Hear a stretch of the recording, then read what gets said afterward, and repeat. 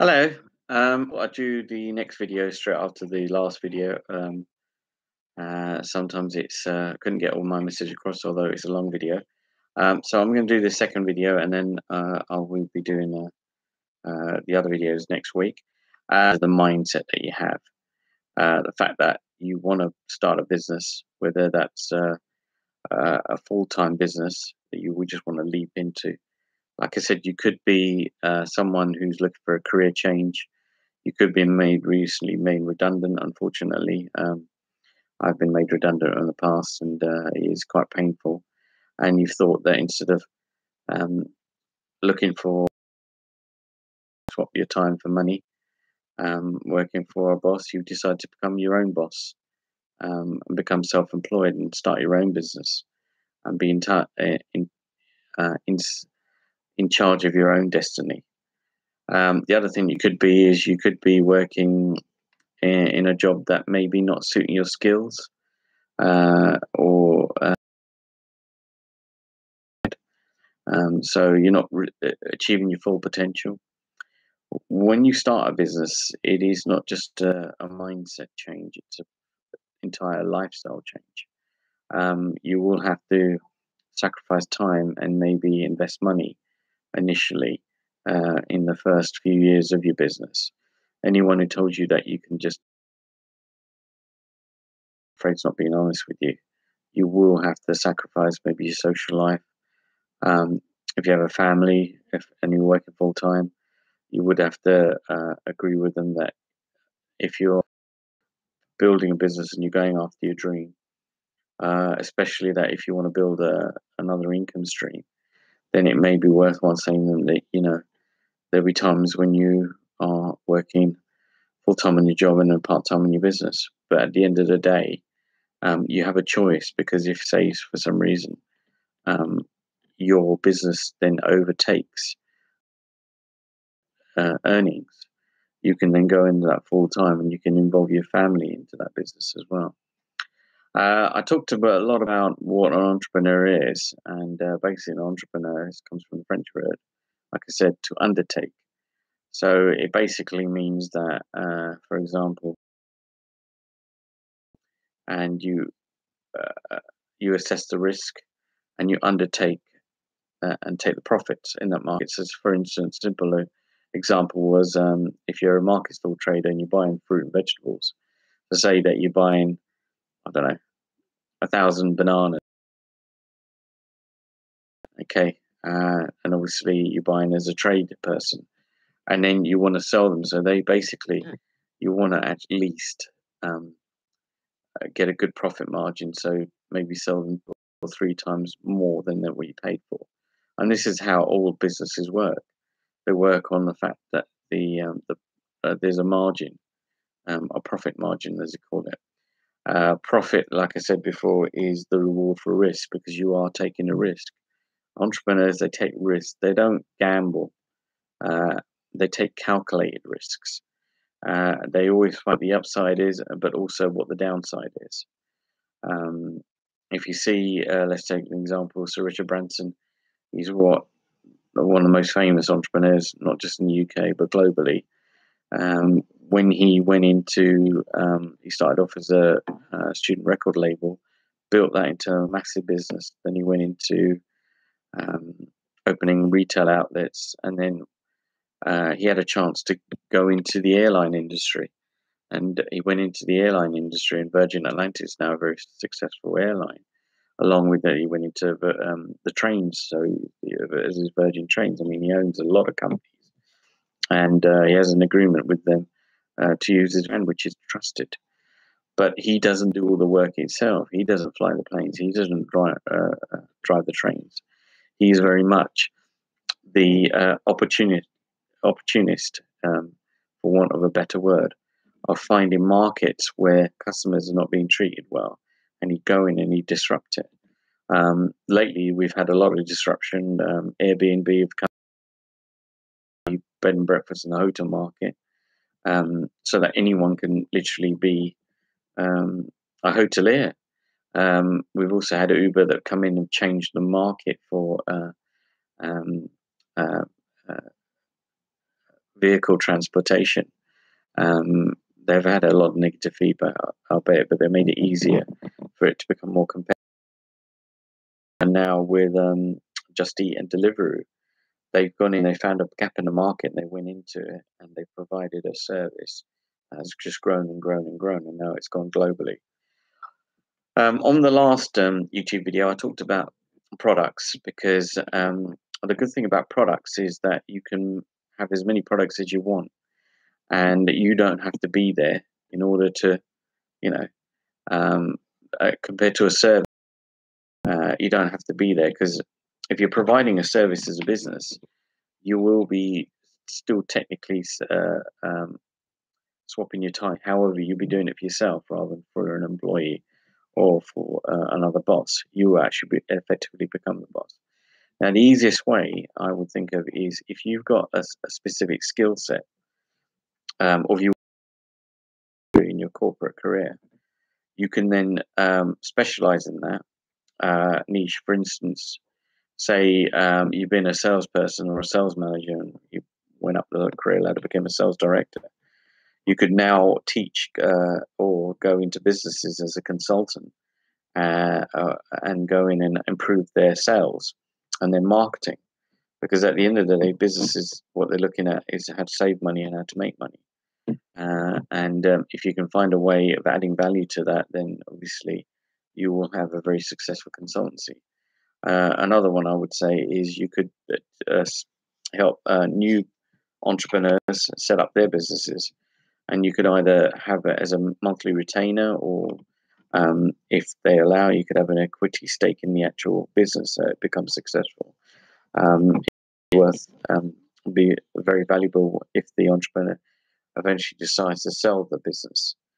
Now, there are very many avenues, but what you need to do is you need to, if you want to become a consultant, then what I would suggest you do is start off, basically getting your name out there. Maybe give a free consultation on Skype for about 45 minutes. Once you've built your client list, then you can also then give them your fees. You could either do it as a monthly retainer or share profits. If you wanted to not go as yourself, is maybe buy a franchise. There are certain franchises. Action Coach is one of them. They're very successful. They do coaching, and there's others. One I inquired about a long time ago is Alchemy Partners, run by a very successful entrepreneur called David Abingdon. This isn't all about franchising, but obviously, if you are interested about franchising, then what I would suggest is you go on the BFA franchising website. For those of you not clear what franchising is, I will do another segment on it. If it's a business format that you can duplicate by using the franchisor's name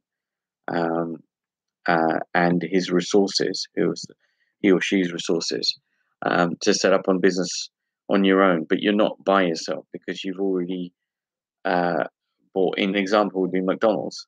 McDonald's, not only were Ray Kroc was not only the founder of McDonald's, he also was the founder of franchising. So as you see that McDonald's, although they have a lot of company stores all around the world, they also have a lot of franchising. Same goes for Domino's Pizza, Subway. It's very prevalent in the food industry, but there's other franchises as well. You've got in the estate agency, and you've also got in anything you can think of. Technically, if the format is proven, they can franchise it. Well, going back to what I was talking about is if you want to set up as yourself as a consultant, you can literally start tomorrow. Technology has allowed people more flexibility, and as more people want flexible lifestyles, maybe you have a young family, so you can't go out for full-time work. So being a consultant, if you can, that's in demand, you could go into companies, you could even go into local businesses and improve their sales revenue or turnover, or even increase their profits, or even you could just provide ad hoc consultancy. You could do it on a contract basis. Consultancy it's a multi-billion-pound industry. So dismiss it as such, is especially if you don't have a product yourself. But what you're going to have to do, if you look up a company called Dent by a very successful, uh, I'd say very, very successful, hugely successful entrepreneur called Daniel Priestley. He runs Dent. They do events, workshops on how to build your brand. One of his best-selling books, A Key Personal Influence. So in your industry, you want to be the influencer.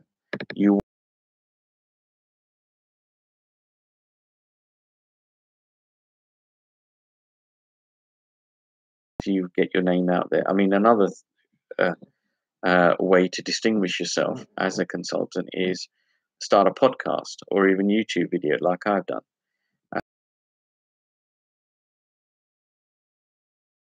Maybe you do deal with food manufacturing companies.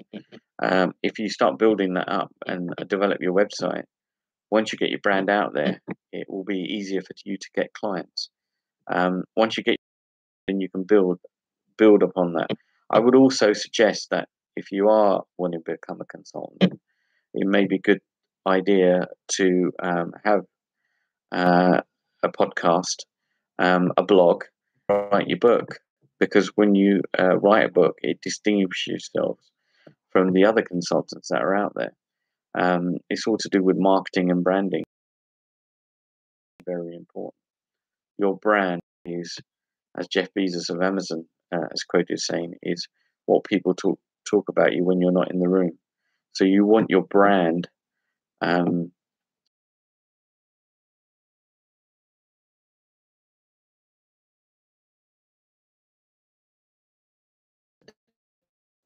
reputation takes years to build, but seconds to lose. So you want to put maximum effort into building your brand, your profile. If you have a logo, that as well. At the end of the day, consulting with like any other business, you need clients or customers, and you need a regular stream of clients and customers. So in that case, it comes down to selling as well. So you need to sell your service, do what's called a skills audit, rather like a SWOT analysis. A SWOT analysis is strengths, weaknesses, opportunities, and threats. A skills audit is the same, similar thing to that. You could do either side to find out where your strengths lie and develop those. If you do need to improve your skills, then you can always do courses later on. But what you want to do is you want to get out there and hit the ground running, as they say. Don't procrastinate, then go ahead and do it. I'm in the process of starting my own consultancy. This is one of the ways of doing it, connecting with your audience. You need to find an hungry audience as well. If later on that you decide to add products on there, maybe you could give on the website tips on, to increase your sales. Because at the end of the day, business owners are busy. Entrepreneurs are busy. Time is of the essence. For them, time really is money. And if you can help them make money or save money, they're more likely to listen to you. If you're a consultant looking to expand, you can always joint venture with other consultants. So if they are in a specific area or a niche and you don't deal with that niche and you get asking about that, you could refer clients to them and they could do vice versa. It's almost like a joint venture partnership. It's something I would recommend.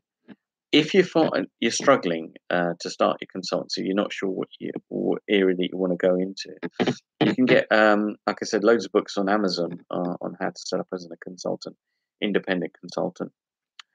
If you want to build a team of consultants, you could either go into a partnership or a limited company, where a limited company is where you are from the actual company itself. So it's an legal entity in itself. I'll talk more about company structures later on in the series, because it's a couple of videos on its own. What I would suggest you do is, the easiest way is just to start as a sole consultant, sole trader. You can set up a business bank account with a sole trader. The only thing is that you are liable for any debts, which is one of the limited company. But like I said, I'll talk more about that on later videos.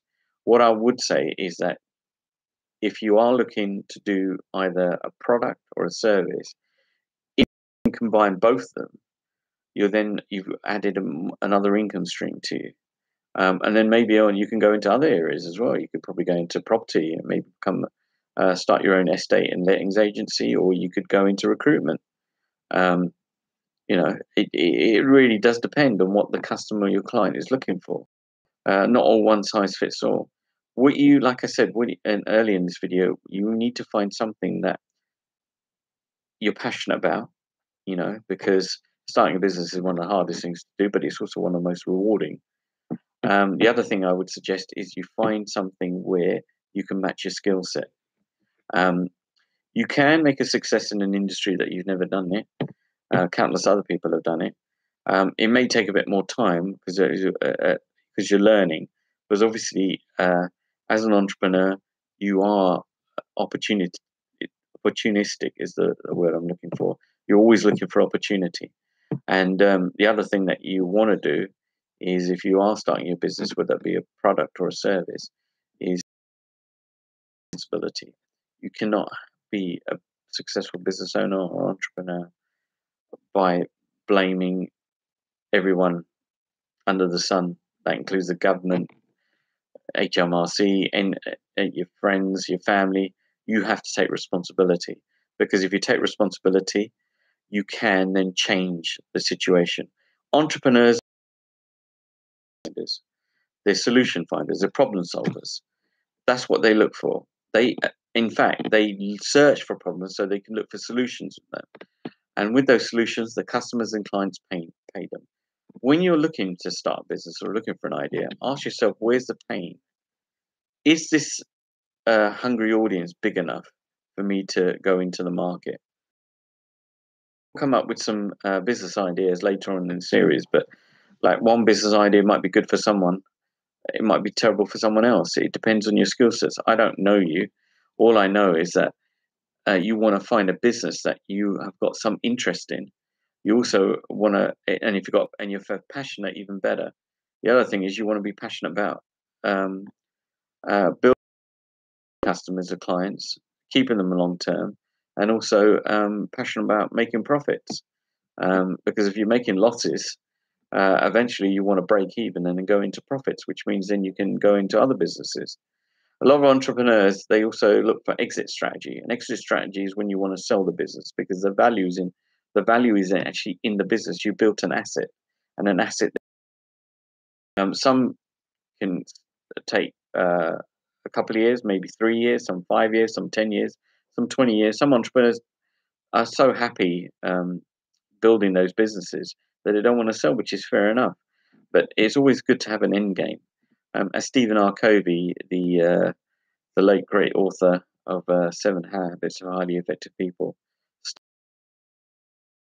come back. And also you will need to set daily targets, weekly targets, because if you're selling, you need to measure what's achievable, because what gets measured gets done.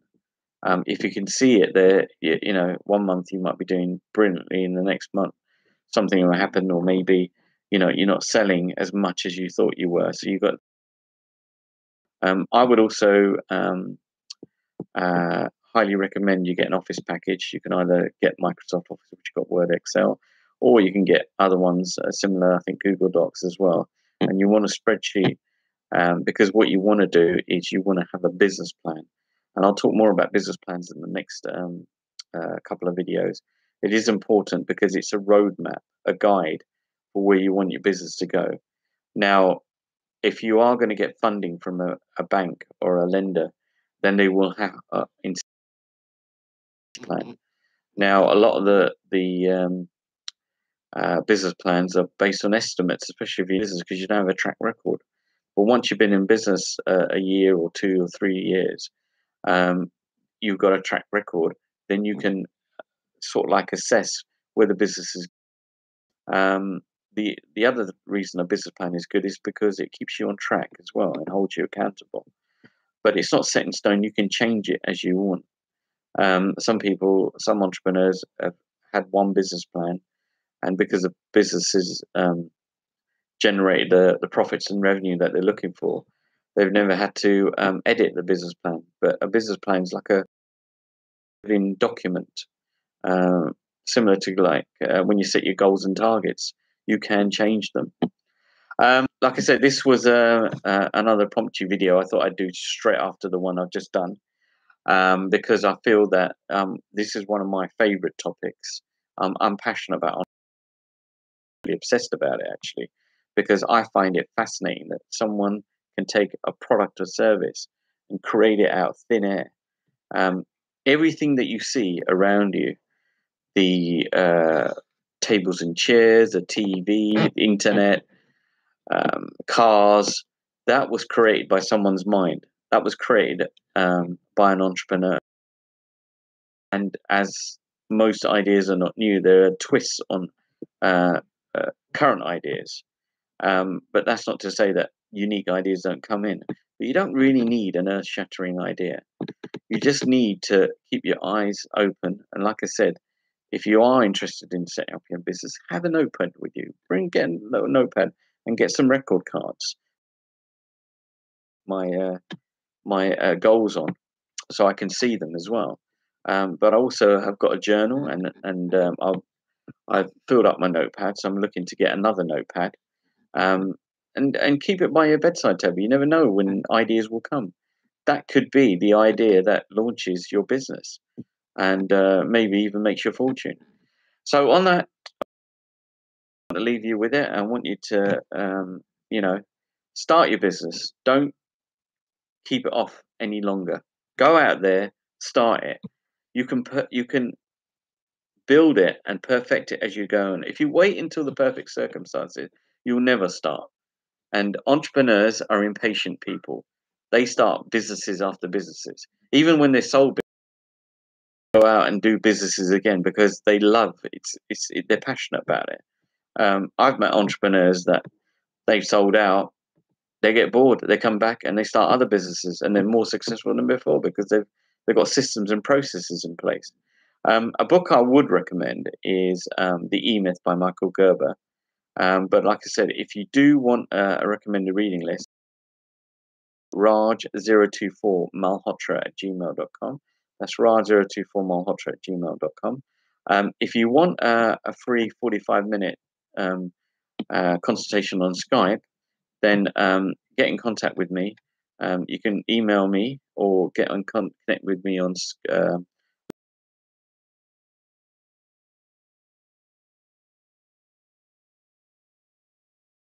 if you're calling outside, that's the area code. Otherwise, it's 075 333 86048. That's 075 333 86048. Especially contact me if you're looking to start a business and you want some coaching on that. Because I've taken what entrepreneurs have said on board, and I know the processes and systems that you need to put in place in order for on the business rather than in the business. And with that point, I'll just leave you.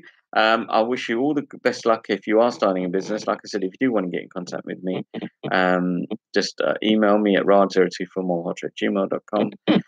You can call me on the mobile, +44 if you're calling internationally, 075 333 86048. That's 075 333 86048 if you want to call me on the mobile number, or to me on Skype, which is raj024_1, or like I said, connect with me on LinkedIn.